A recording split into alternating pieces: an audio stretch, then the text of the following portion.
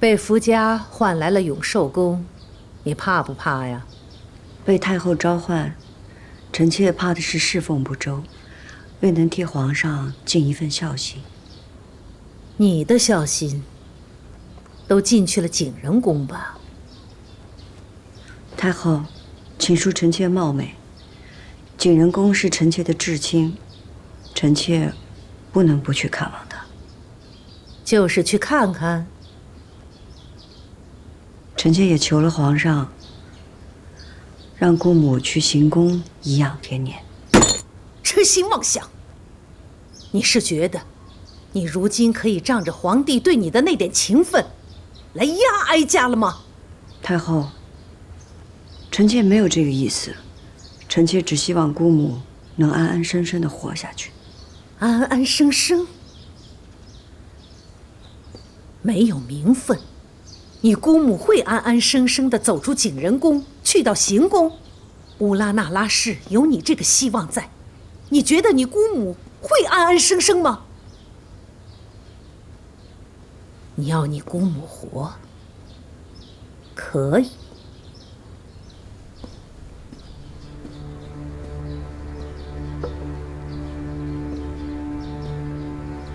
除非他没了你这个倚仗，哀家倒可以给他一条活路。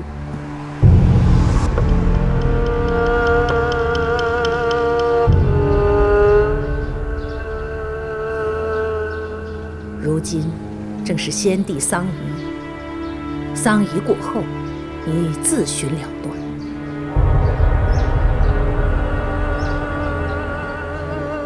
你不求哀家开恩饶恕？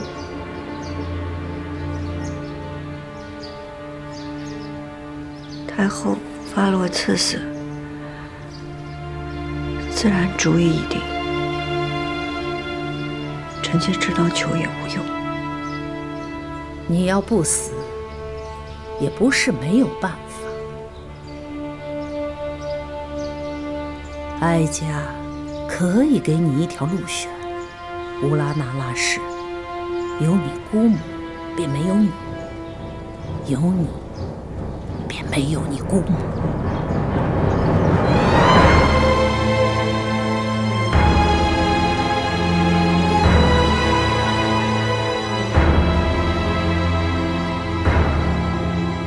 若是臣妾死了，您可否圆姑母和先帝合葬的心愿？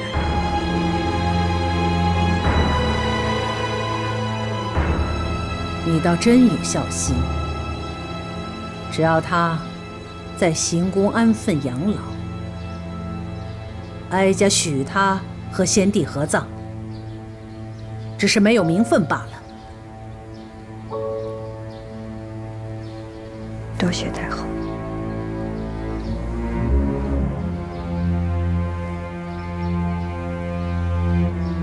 不过，皇帝若是知道你今日与哀家所言，你姑母便会和你一样，活不得。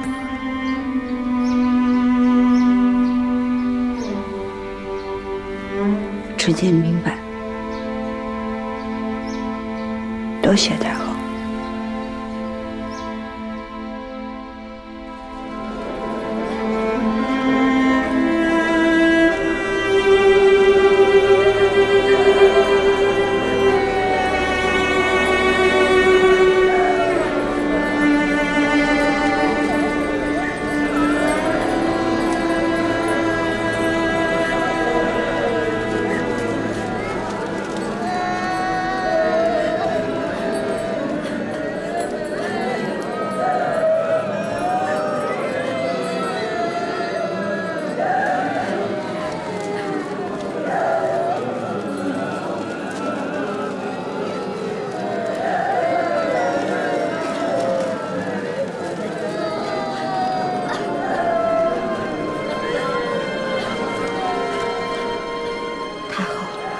庆如大约是去了养心殿了，他该不会说出什么来？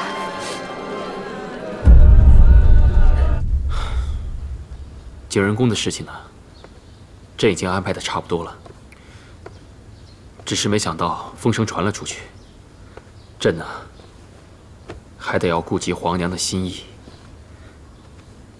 为了安抚皇额娘，也为了你姑母来日能好好颐养天年，按太后奉养她的事，朕还得慢慢安排。皇上的难处，臣妾都明白。臣妾是替姑母难过。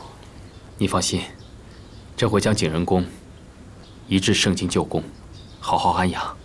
在这件事情上，他只是缺了一个名分罢了。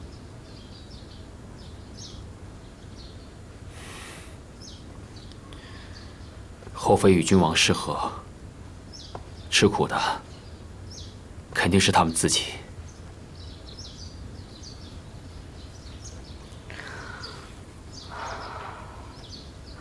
还请皇上顾怜姑母，不要让她在圣经旧宫吃苦。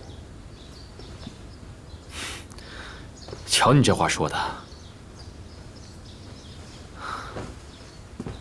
你放心，朕呢，每一次去圣经，都会带你去探望她，平时也会派人多多伺候她。臣妾多谢皇上。你要谢啊，就别嘴上说说。朕惦着你的暗香汤呢，什么时候给朕再做一碗？梅花都没开呢，怎么做暗香汤？朕知道你喜欢梅花，秋天过了就是冬天，会开很多梅花，到时候多做几碗给朕喝。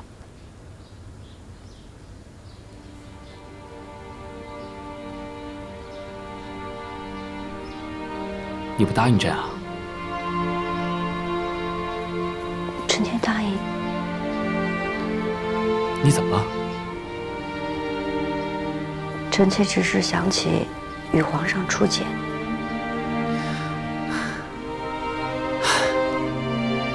当日咱们一起听了一出墙头马上。墙头马上遥相顾，一见知君即断肠。朕记得，景，你和朕是年少情谊，虽然没有成为嫡父间，但你和朕的情谊是谁也比不了的，知道吗？臣妾明白。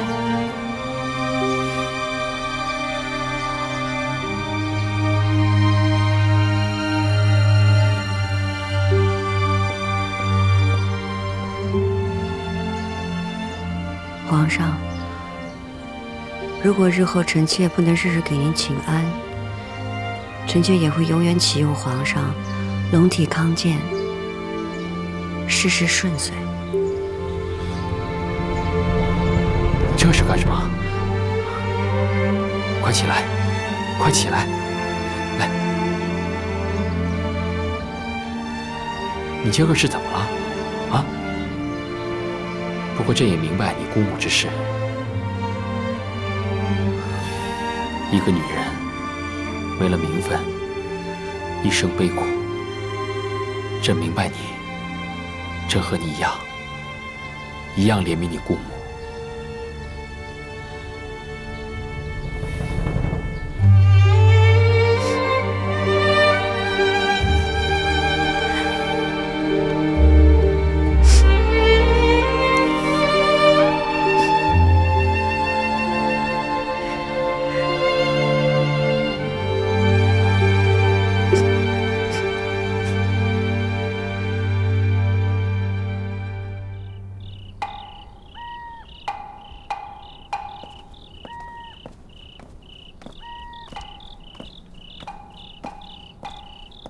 主，老主子真的没指望了吗？那我们会不会受牵连呀？主不该去的，万一这要是被太后娘娘知道了，可就麻烦了。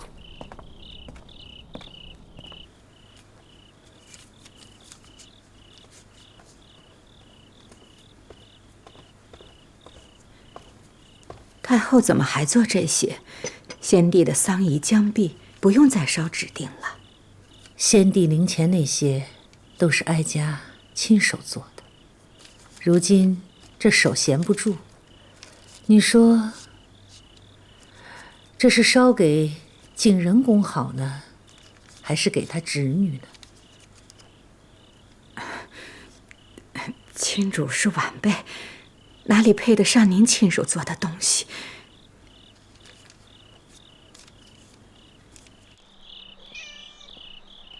亲主来了。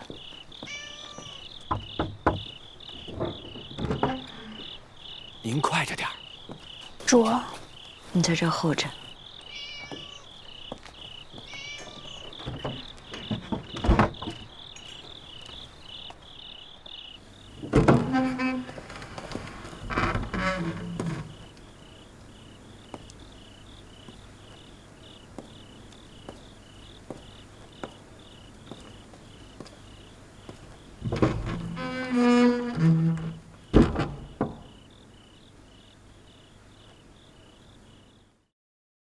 起来吧，我正要传你呢。我是来告诉姑母，皇上安排了您去行宫颐养天年。怎么颐养天年？不入史册，不赴太庙，来日以无名无分的先帝嫔妃身份下葬，再也不能和先帝同穴而眠。不是这样的，姑母只要安心的在行宫待着，死后会安享爱肉，和先帝葬在一起。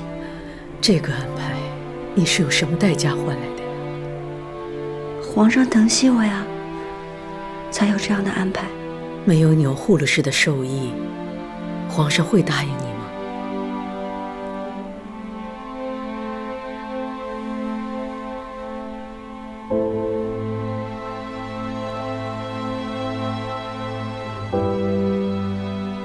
他一定也让你选择。我们姑侄俩，谁能活下来？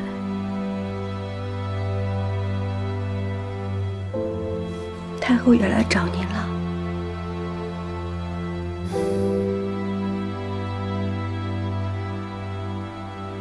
青莹，你过来。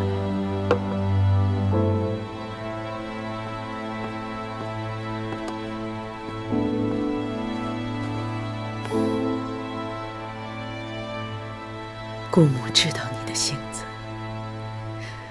你必然会护着我，你会舍去自己的性命，保住我的名分。可是你祜禄氏从来就是要我死，你死了有什么用？再说你死了，你心爱的弘历会放过我吗？会让我翻身吗？就算他顾及到我是你的姑母，可我是堂堂大清的皇后，我怎么能够在钮祜禄氏的鼻息下没名没分、苟延残喘？姑母必须得死，她才会让你活下去，你才能够延续乌拉那拉氏的荣耀。姑母，你已经有了皇上的眷顾，你是乌拉那拉氏唯一的指望。你要得宠，你要做皇后。可是姑母，我从未妄求皇后之位，我只想跟皇上恩爱长久。你心里有弘历，对吧？难道不想跟他生同寝，死同穴吗？你只有成了他的皇后，才能跟他生死不离呀。可是富察氏是一个好福晋，她将来也会是一个好皇后。庸庸碌碌，没有心气，乌拉那拉氏怎么就出了你这样一个女子？姑母，姑母，你怎么了？扶上，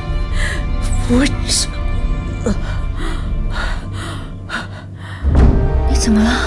钮祜禄氏给的这碗毒药，不为毒身，只为毒心。这宫里，哀家只能允许有一个乌拉那拉氏，这也是哀家最大的宽容。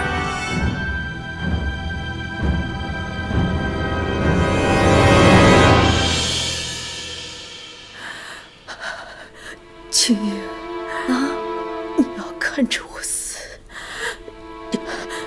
证明我不是卑鄙自裁，而是有份报比，怪不得任何人。可是姑母，你分明是被太后逼死的。眼下你我都已无力反驳，你要活下去，你连恨都不要有。你不仅要让有护鲁氏不杀你，还要让他成为你的助理。你要当皇后，才是为我报仇，更是对我的报答啊！你比我幸运，你已经有皇上的宠爱，千万不要像姑母这样成为一个弃妇。青英，乌拉那拉氏已经有一个弃妇了，再不能出第二个弃妇了。姑母，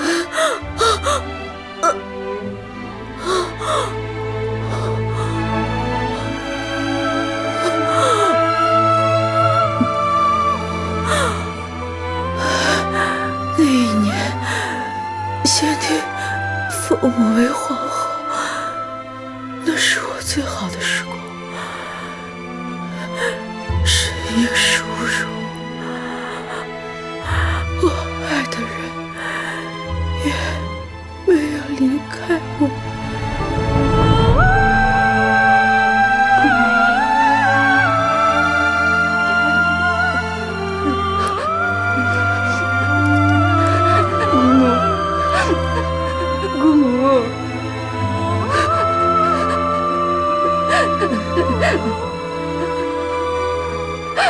姑母，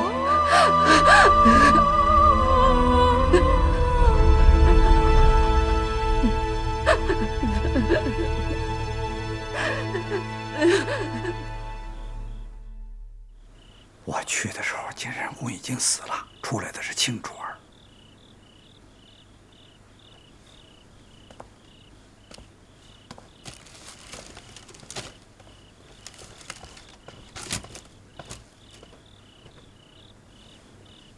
太后，出来的是亲主。成汉进去时，景仁宫那位已经气绝了，伺候他的秀夏也跟着自裁了。景仁公死了，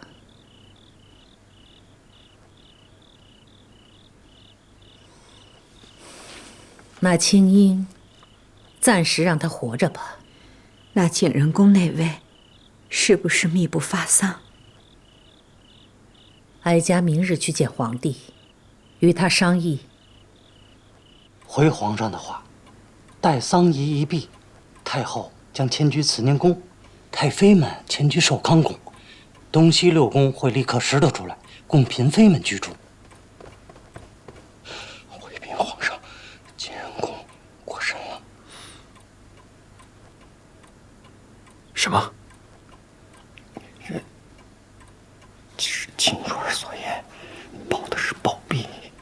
真是暴毙？秦主儿是亲眼瞧着景仁公过身的。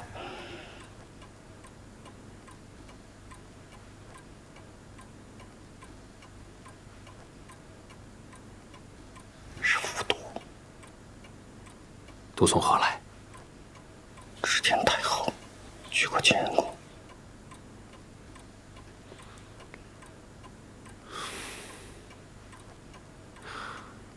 让人去照顾景仁公的身后事。今儿个夜深了，明天一早，请清卓过来。这。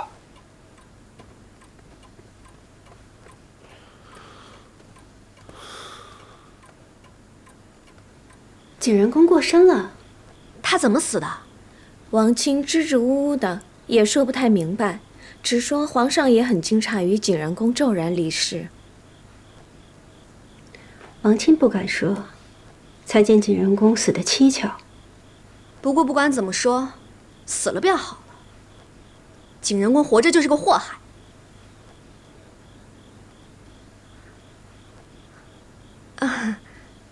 天色也不早了，姐姐这些日子也乏了，妾身就先行告退了。莲心，送侧福晋。是。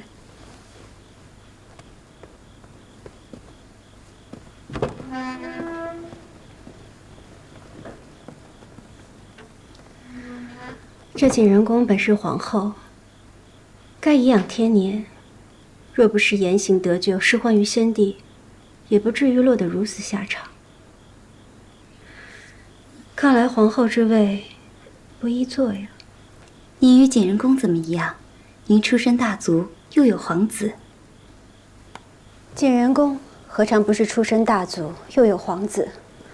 只是皇子早夭，宠妃当权，才知太后一味易主，潦倒丧命，身后连史书都不得记载，仿若是一粒不曾存在的尘埃。无论皇上怎么想，只要将来娘娘稳坐皇后之位，咱们的22个平安长大就好。皇上嘛，难免有宠爱之人，只盼他们先别生下皇子才好。若是嫡子长成，宠妃们再生下庶子，也就不怕了。皇上，慈宁宫历来为太后所居，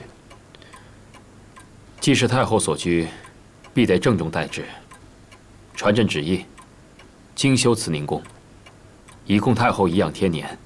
既有精修，慈宁宫一时就住不得人，那太后可以暂住寿康宫。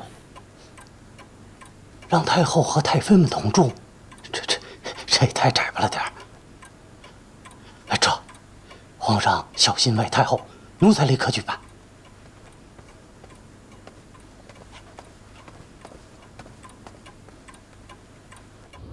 主儿，您为了老主子都哭了一夜了，现在要去见皇上，您好歹得打起点精神来啊！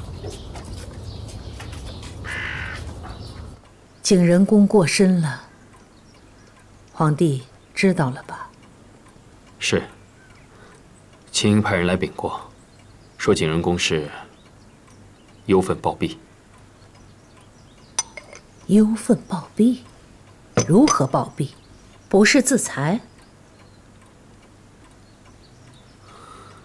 卿是景仁宫的侄女，所言应该不虚。那无论如何，景仁宫身份尴尬，他的丧仪，皇帝打算如何处置啊？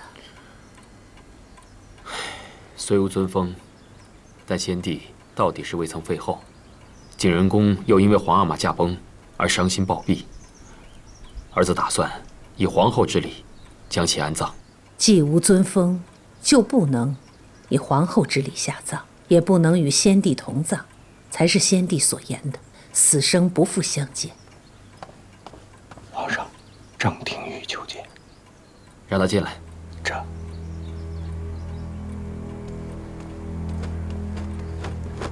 臣张廷玉给皇上太后请安。何事啊？皇上，臣闻听景仁宫暴毙崩逝，特来觐见皇上。后宫之事，前朝之臣也要来干涉吗？启禀太后，后宫之事，外臣本不该干涉。然而，景仁宫是否尊封，已得朝野关注，已属国事。既然是国事，臣就不得不问。尊封之事，尘埃落定，景仁宫已暴毙，事情已了。尊封之事才出，景仁宫便暴毙身亡。皇上，其中曲折实在是令人遐思，臣请皇上一定要细查此事。历来帝王驾崩，后宫总有人伤心离世。景仁宫过世，有什么可遐思的？但是这次过身的毕竟是大清曾经的皇后，哪怕先帝与景仁宫多年不睦，哪怕先帝曾言此生不复相见，就算是没了尊位，景仁宫也不该不明不白的暴毙呀！怎么叫不明不白？张大人此言难道是对哀家有疑？总还有张大人愿意为老主子说话。张大人最重臣道。王者又是素来与太后不睦之人，彻查此事。臣妾乌拉那拉氏求见皇上。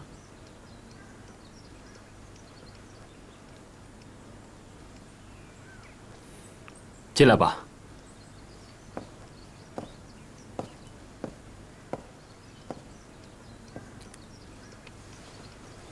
臣妾给太后、皇上请安。起来吧。给娘娘请安。娘娘，臣张廷玉正与皇上谈景仁宫暴毙之事。娘娘是景仁宫的至亲，务必为他讨个公道。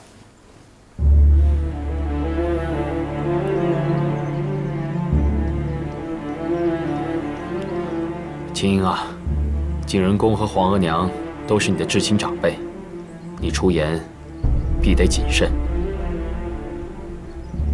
是。张大人，我因姑母去世，悲痛万分。可公道二字，却不知道张大人从何提起。姑母进足景仁宫，悲愤交加，抱病多年。因先帝驾崩，姑母过分忧心，而居然离世。当时我侍奉在榻前，亲眼看着姑母驾鹤西去的。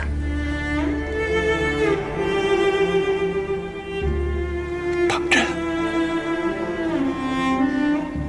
当真。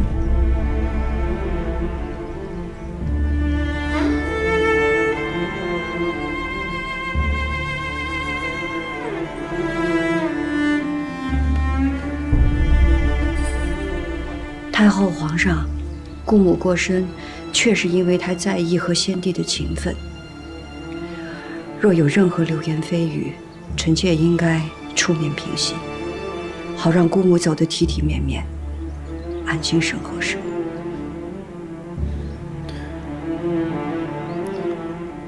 皇娘，那景仁宫的丧仪还是得办得体面些。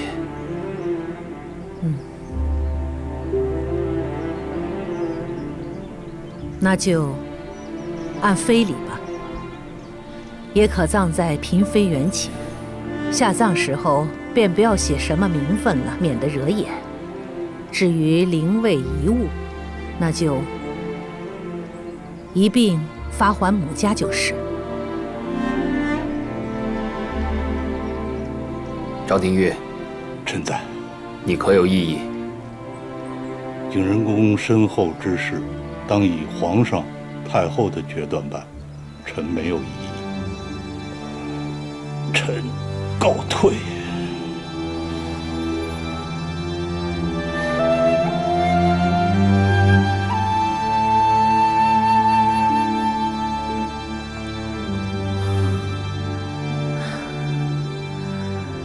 皇帝国事繁忙，哀家回去了。儿子恭送皇额娘。恭送太后。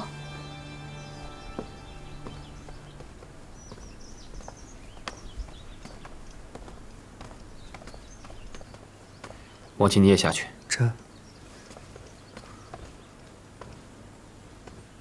秦英，此刻只有你与朕，你告诉朕，景仁宫是怎么过身的？皇上，臣妾方才说的都是真的。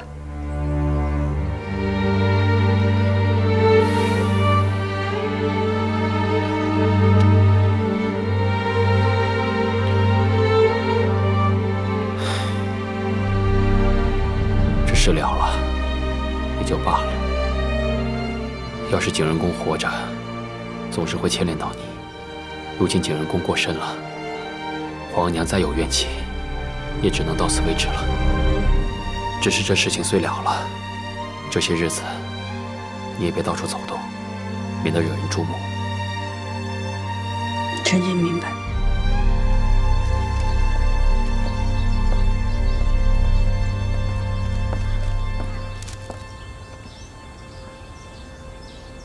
太后您放心，青竹也是个聪明人。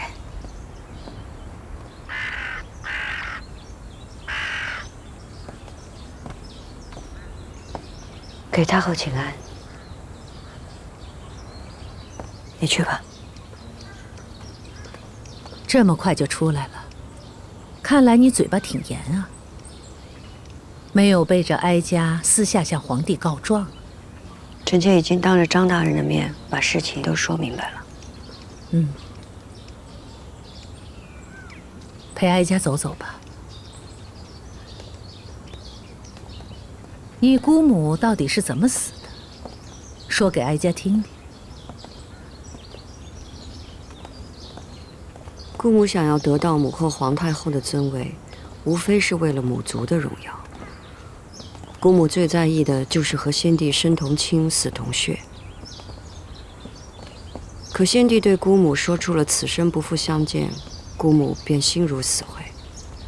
她得不到先帝的心，赢了太后又如何呢？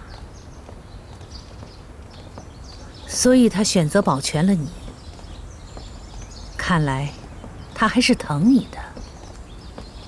姑母是疼臣妾，可是在这个宫里边，能保臣妾的只有太后。哦。太后并不想要臣妾死，太后想要姑母死，而且死在臣妾的面前。若是有人对姑母的死有猜测，由臣妾这个亲侄女的嘴里为您分说，便没有人敢污了太后的清誉。你很聪明。不是臣妾聪明，是一切都在太后的掌握之中。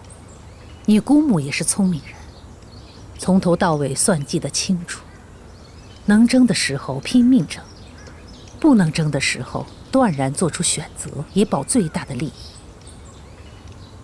如此，你得以活了。是。姑母暴毙，但流言未必会消去。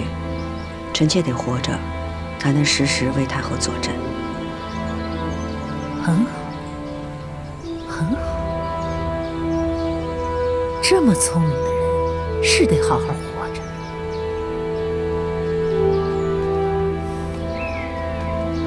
谢太后。主儿。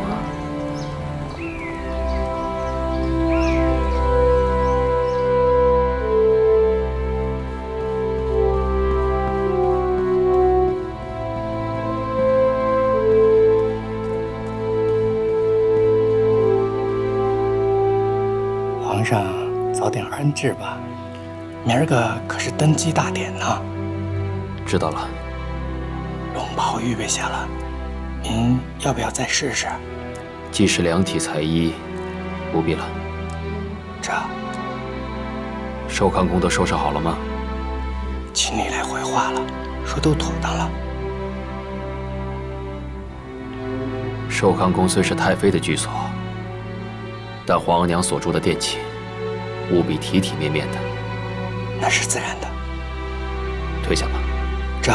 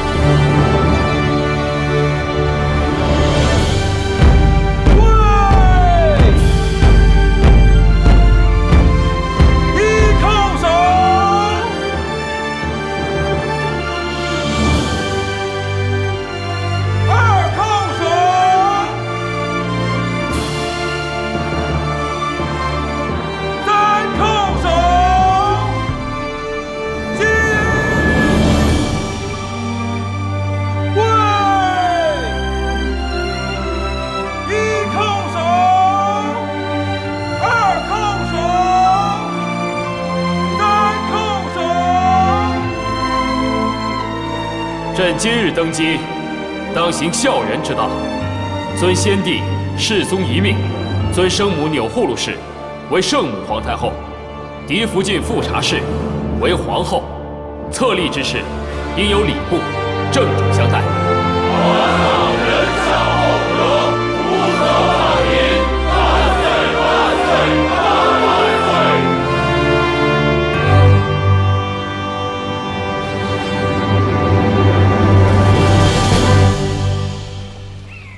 走稳当点儿。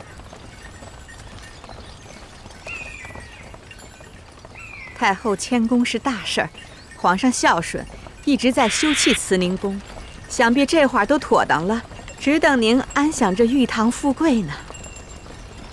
景仁宫的丧仪办得如何了？办了，这白事儿怎么能跟登基大典的喜事儿冲撞呢？所以悄悄地办了。走稳当点儿，走稳着点儿。停，落轿。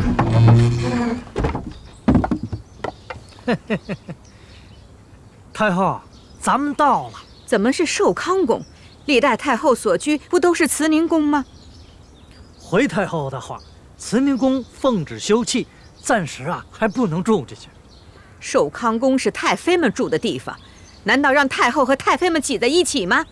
是，所以皇上特意吩咐了，太后暂居的正殿那布置的是妥妥当当的，一点不比慈宁宫差。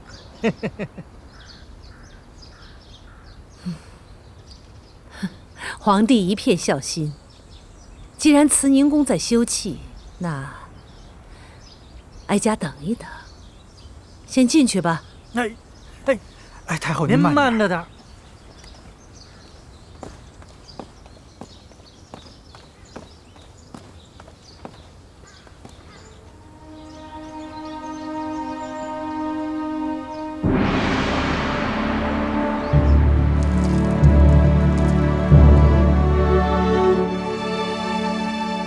儿臣给皇额娘请安。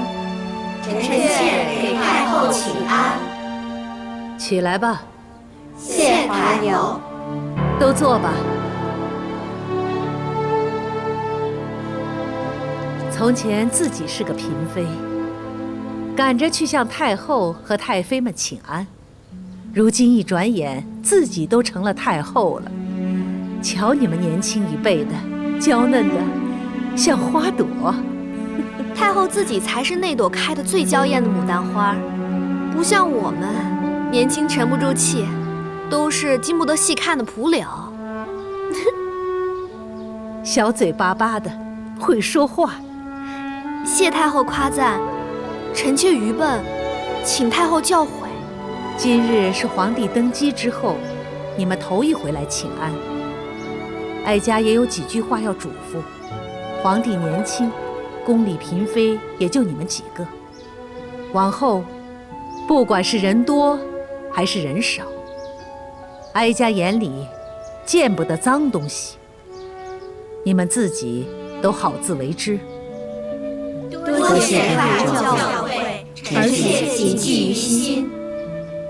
皇后，哀家和几位太妃们都已经移居到寿康宫了，东西六宫很快就收拾出来了，给你们安居。身为皇后，安定后宫乃是你身应之责。儿臣明白，皇上登基分六宫、定位分、册嫔妃，这些事情儿臣都会一一办好。若有不懂，还请皇额娘指教。除了这个，还有一件事。古来重长子，重嫡子。皇帝已经有了庶长子永璜，嫡长子永琏，还有一子也很重要。皇上登基后的第一子，已称吉祥，极为贵重。所以你们几个要加把劲儿，把皇帝登基后的第一个皇子好好生下来。是。太后，福建新贡的柚子酸甜凉润的，您尝尝。哎呀，费那么大力气，剥它干什么？哀家吃不了几口。能入您的嘴，哪怕是一口，也是这幼子的福分。真正有福之人，也不会住在这寿康宫。皇上也是孝心，想把慈宁宫修得舒舒服服的，再让您挪过去。皇帝明里说是孝顺，可暗里一声招呼都不打，就把哀家送来了寿康宫。心思颇难揣测。也是，住在这儿名不正言不顺的，也不是太后的正经居所。要是哀家想早日搬进慈宁宫以正名分，还得借把东风，也看看那个人到底有没有用。皇娘住进寿康宫，没什么不满吧？都挺好的。寿康宫虽然小了一些，但布置也倒雅致。不过慈宁宫若是修好了，皇额娘还是早日搬进去的为好。朕知道你孝顺。对了，皇额娘没有为难青英吧？没有，皇额娘怎么会为难一个晚辈呢？那便好啊。坐吧，兰花。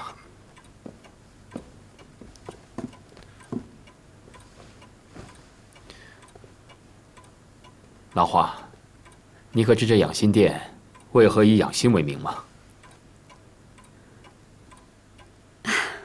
臣妾不知。皇阿玛在的时候，常常说起孟子的一句话：“养心莫善于寡欲”，所以起名为养心殿。这人的欲望啊，一旦多了，是非也就跟着多。皇上身居高位，天下都是您的，自然寡欲养心。但底下的嫔妃、大臣、奴才们，都靠着皇上呢。什么都仰仗着您，怎么能寡欲？所以啊，朕希望你能够管束后宫，让那些无端升起的是非都能消退。如此一来，朕的后宫才可清清静静。臣妾明白，只是臣妾无能，只怕做不好。怎么会呢？你贤惠大度，只要用心做，怎么会做不好？再说了，若是有什么不懂的地方，也可多多请教皇额娘。皇上对臣妾的期许，臣妾都记在心里，绝不敢忘。好。皇上，你也累了一天了，早些安置吧。皇后也早些歇息。臣妾告退。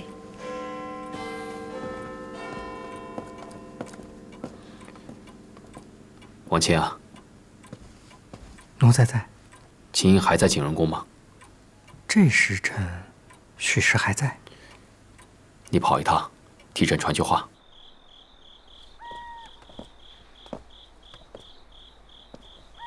给秦主儿请安。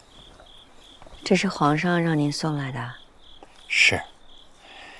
皇上知道秦主儿在此守丧，劳心伤神，特意嘱奴才送来这玉镯参汤，让秦主儿安心养神，保重身子。皇上还说，眼下这局势，秦主儿颇为艰难。皇上从未忘却秦主儿和皇上是心意相通的人。秦主若有不顺心之时，想想皇上这句话，再不顺心也能安心了。皇上的心思我明白了，劳烦王公公深夜走一趟。奴才告退。走。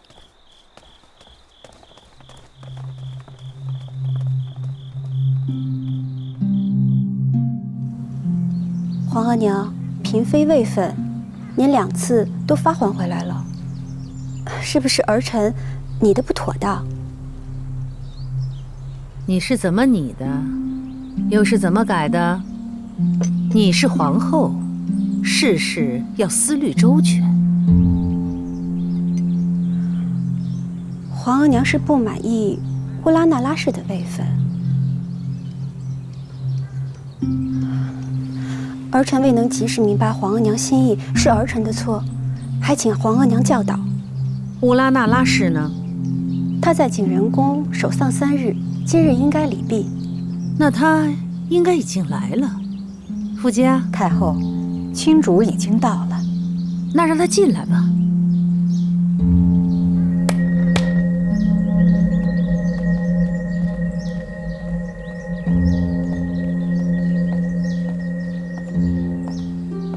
皇后坐吧。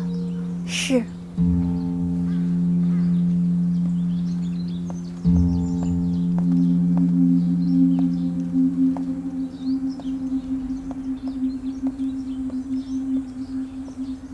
臣妾给太后、皇后娘娘请安。景仁宫丧事已了，姑母今日午后已送去妃陵。景仁宫是你的至亲，按理你要为他守孝3年才是。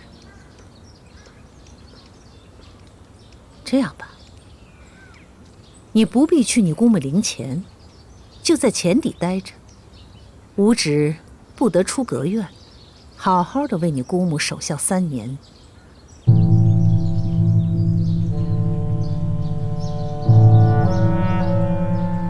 可是要守孝3年，就看他有没有这份孝心了。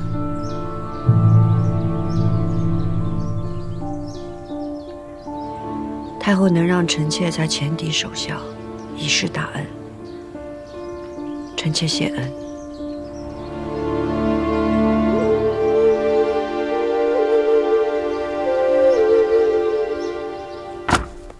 皇娘为什么要删掉乌拉那拉氏的位分？青英的名分屡屡受挫，做贵人已是委屈她了。她是朕的侧福晋，封妃理所应当啊。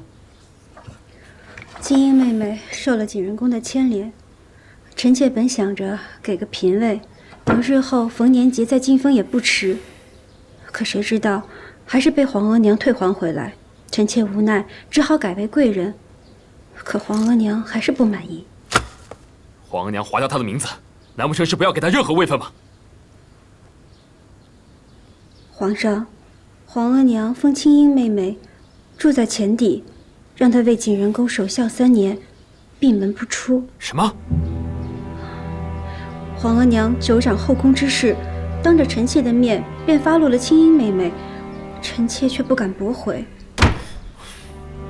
皇娘独断专权，连朕都不事先告知，你又怎敢驳回？请皇上息怒。皇上，皇额娘以孝亲为由发落了青英妹妹，这也挑不出错来。不如等过些时日，臣妾和皇上一同去求皇额娘开恩。朕知道了。青英妹妹虽被禁足，但其他人等名位已定，只差分居东西6宫了。皇后酌情安排就是。是。哎，小心点啊！往哪边装？装那边吧。轻点放。来，搬过来，搬过来。好好来。哎，这个盒子得放在这儿。小心点啊！小心着点，你们别磕了碰了。知道了，知道了。慢点，慢点啊！哎，这个放歪了。哎，我那个保卫盒子给我放好了啊，千万别摔了。帮我一下啊！来了。哎呀，咱们这一走，崇华宫就要落锁了。抬高点儿。你说这青英姐姐还出得去吗？放上去，放上去。太后说让她守孝3年，怕是一辈子都不会放她出来了。谁知道呢？拿过来，拿过来。哎，小心着点儿，别弄脏了。那边轻点儿，那可是皇上赏的。都收拾妥当了。来来来，主儿，你听见了吗？他们咒咱们在这一辈子出不去呢。其他的主位分陆续都定了，搬走了。咱们真要在这住了3年才出去，这宫里还能有咱们立足的份儿吗？若姐姐别说了，主听了岂不更伤心？就你知道，我不也是为主担心吗？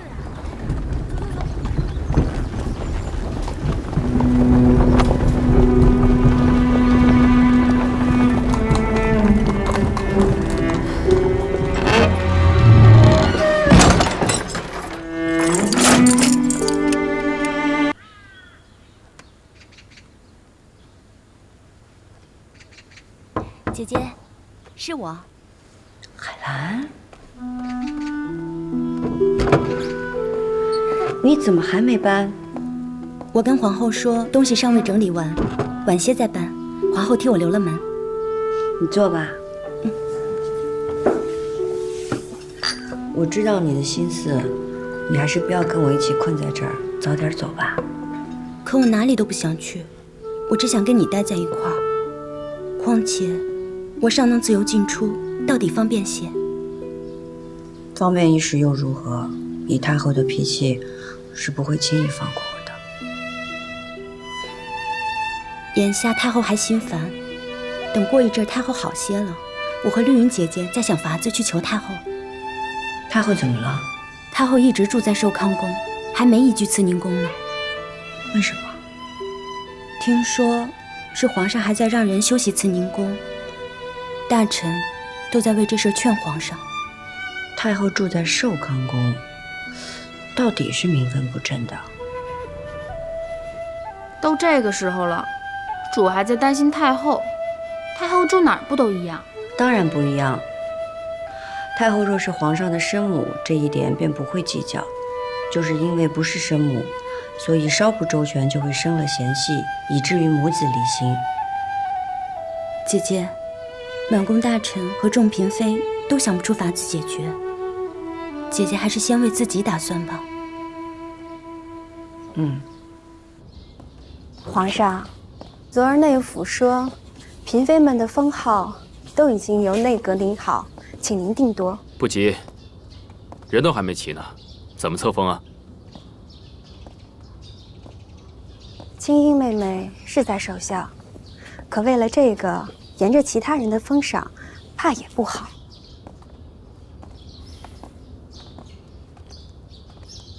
皇上，慈宁宫要是修葺好了，也好让皇额娘早点入住，说不定皇额娘一高兴，青樱妹妹就可以出来了。若是朕真这么做了，皇娘还是不答应，那朕又得想什么法子迁就她呢？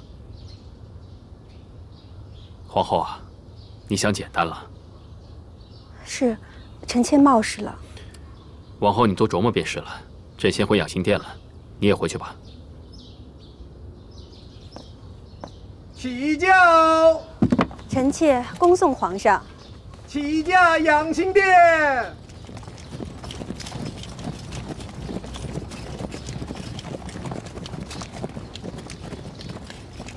娘娘，移宫是尴尬事儿，依奴婢看，您还是不开口为妙。移宫是面上的，底下事关青樱。唉，这两宫不和，本宫也是为难啊。皇帝还真沉得住气。乌拉那拉氏被关了半个月，他硬是一声不吭，也不来替他求情。太后若想挪去慈宁宫，跟皇上说一声不就得了？何必这样大费周章？哀家若是向皇帝开口，若被回绝，难道还一再恳求？若是皇帝为了青樱来求哀家，那哀家再顺水推舟，提出要移居慈宁宫，那便是一事议一事。还是太后思虑周全，不过皇后和其他主应该会劝皇上的，说不定皇上呢还会亲自来先提移宫呢。那自然是最好了。唉，奴婢看您做了太后，也不比做贵妃时轻松啊。哀家问你，历来后宫里，哪个女人熬到太后这个位子，凭的是什么福气？历代做了太后的，确实不是诞下新帝，就是先帝的皇后。可您殚精竭虑，扶着皇上坐上了95之尊的位子。您做了这个太后，是您的福气，也是皇上的福气。养育之恩，记得一时容易，记得一世难啊。皇帝刚登基，哀家不能让步，趁着他翅膀还没硬，规矩就得立下。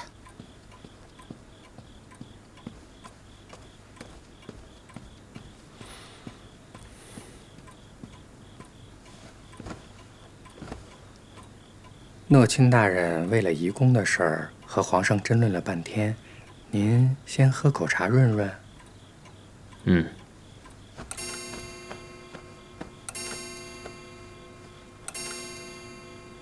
秦历来回话了，慈宁宫已修葺完成，太后可以随时移宫了。皇娘养育朕多年辛苦，务必将慈宁宫修葺至满意，让秦历好好修，细细修，千万不要着急。这。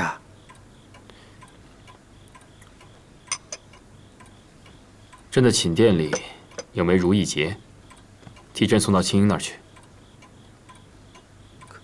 可卿主正关着守孝呢。他不能出来，你还不能去吗？啊，奴才糊涂，奴才糊涂。还有，架上有本曲谱，替朕一并送到那儿去。奴才这就去办。奴才给卿主儿请安。起来吧，王公公。王公公，您可来了，是不是皇上要放我们主出去了？那倒没有，太后的谕旨是要关着卿主儿守孝，皇上都不便过来。这不，奴才都是悄悄溜进来的。这是皇上让奴才送来的2样东西。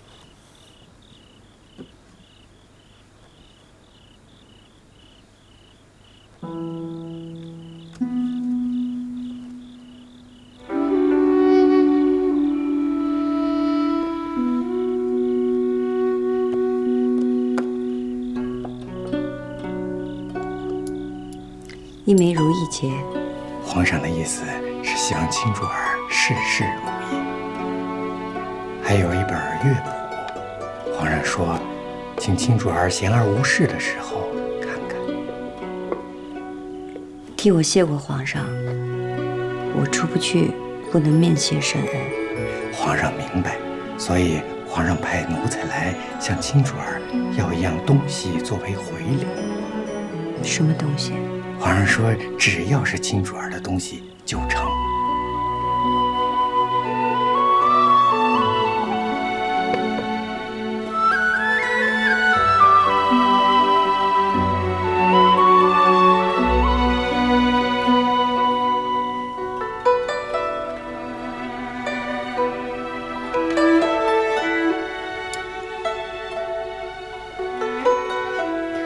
这是我刚绣的帕子，烦请王公公交给皇上。这。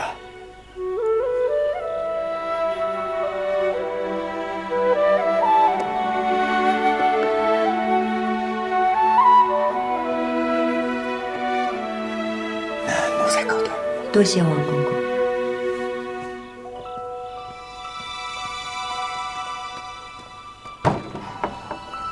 公公慢走。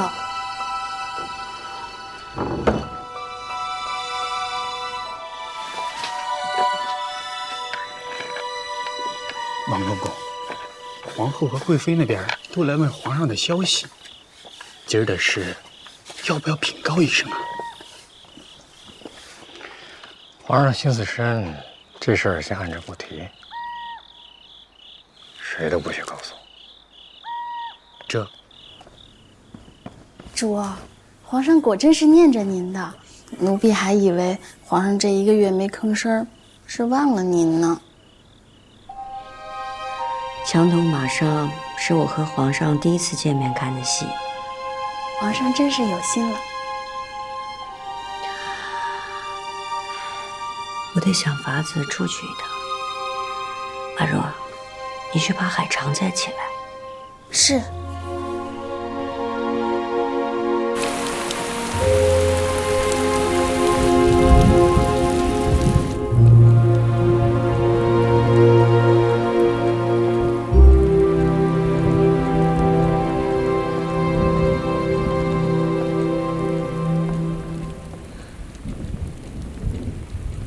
臣妾问皇上安。你都跟朕那么久了，怎么见了朕还是那么怯生生的。臣妾失仪。你一向很少在朕的跟前走动，今儿个怎么突然过来见朕了？先起来吧。谢皇上。海兰，朕记得你和青音很是要好。臣妾此来，只为求皇上莫忘了姐姐。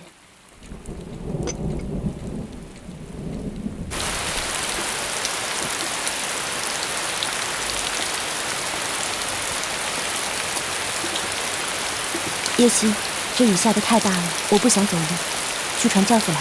是。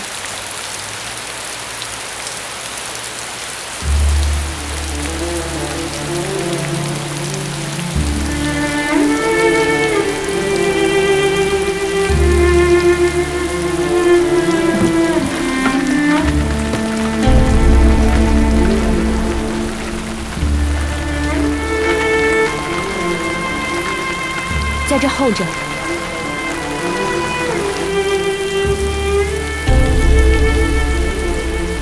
我进去拿要送去给皇上的点心，一会儿就出来，别把门给锁了。是。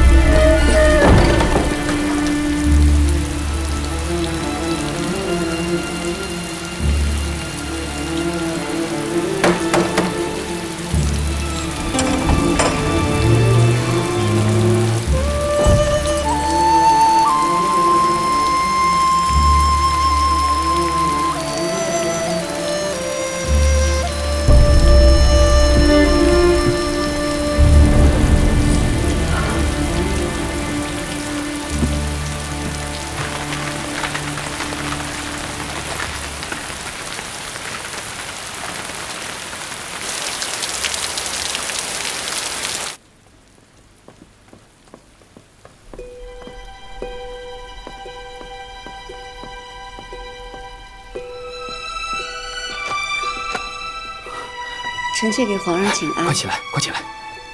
哎，瘦了，也憔悴了，受苦了吧？臣妾有皇上挂念，不苦。朕都没替你向皇额娘求情，怎算挂念？皇上有皇上的难处。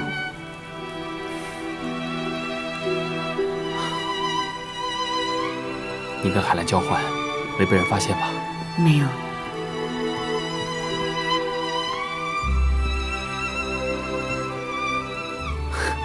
你看，今儿个真巧，你衣裳的颜色和朕的那么相似。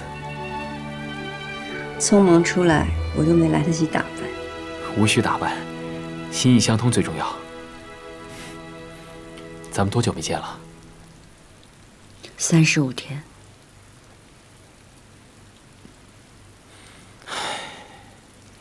皇上，臣妾做了几味点心，尝尝吗？好啊，快拿过来。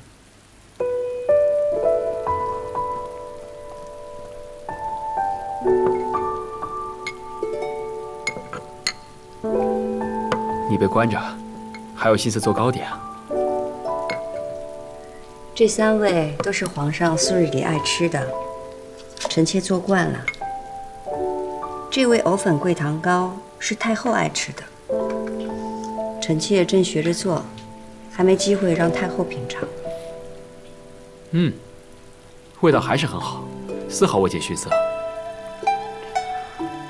只不过，就算你再怎么用心，皇娘也未必会喜欢。凡事莫说尽，万一太后过几天就放我出来呢？哎，这糕点酸酸甜甜的，你喜欢的。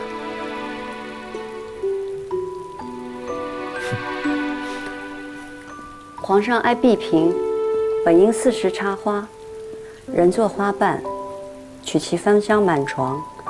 握之神清气爽之效。但是现在点了龙涎香，不插花也是好的，以免乱了气味。朕也是这么想的。所以你看，这4处的壁屏都是空着的。朕闲的时候啊，就观赏观赏，把玩把玩，也是挺有意思的。那幅画好像是个什么故事？老来子采衣娱亲，这你都不记得啊？24孝，24孝的第一篇是闵子骞单衣奉亲。你记差了，24孝的第一篇呢是虞舜孝感动天，第2篇才是闵子骞单衣奉亲。皇上心中存有孝道，才会记得如此清楚。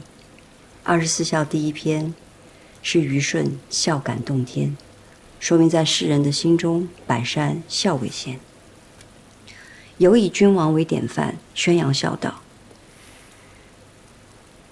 皇上刚刚登基，政务繁忙，是不是已经忘了在寿康宫的太后？皇娘自己不提，朕就让那慈宁宫慢慢的修葺行进。太后不是自己不提，是把这个表孝心的机会让给皇上您了。朕也想把皇额娘移至慈宁宫，可是你姑母刚过身，逼你闭门守孝，皇额娘独断专行，丝毫不顾朕的感受。太后和姑母积怨颇深，请皇上不要顾及姑母和臣妾，以免坏了母子天和。朕当然希望以天下之力来安养皇额娘天年，只是朕才刚登基，皇额娘就如此雷厉风行。臣妾只求皇上为天下之表率，为百姓尽福，千万不要以臣妾一己之身为念。可是朕的心里总有道过不去的坎儿。朕的亲生额娘，皇上的亲生额娘只有太后，她现在住在寿康宫，等着皇上去接她，住慈宁宫。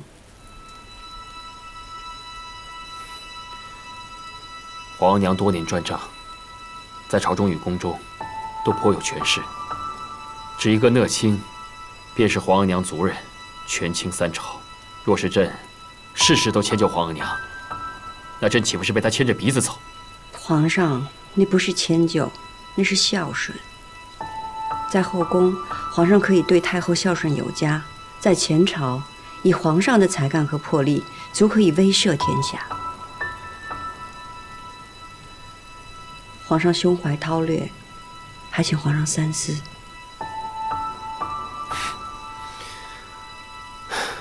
景仁宫才刚暴毙，你就力证皇额娘清白。要是皇额娘知道你来求朕，她一定会很后悔这么为难你的。真如此就好。还请皇上打开心结，不要再计较了。这件事已经1个多月了，太后也挺为难的。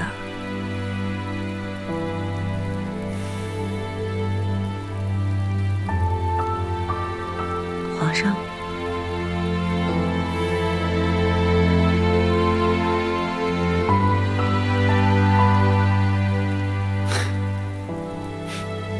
就依你的啊，孝敬皇额娘，颐养天年，好吗？就依你的。臣妾多谢皇上。你放心，这会趁皇额娘开心的时候，再替你求情，啊。